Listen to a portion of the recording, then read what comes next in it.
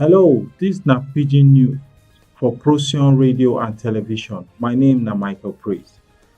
Nigeria dey currently witness blackout as the national grid don collapse. The collapse dey happen few weeks after the Transmission Company of Nigeria celebrate over 1 year of zero grid collapse. The power transmission dropped to 273 megawatts from 93.5%. Minister of Power Adebayo Adelabo don disclose the cause of the brief nationwide blackout wey happen during the early hours of Thursday. The minister say na explosion wey come cause fire for Kainji Dam, Jebba wey dey for north central part of Nigeria. He say dem go fix am, say dem dey on top of the matter.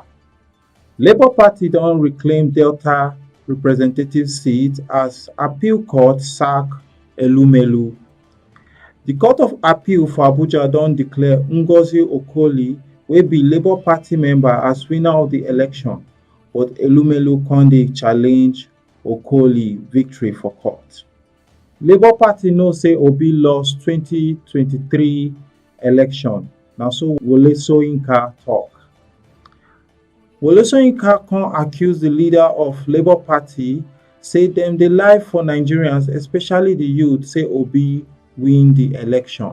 And with that, we don come to the end of this Pidgin news for Procyon radio and television.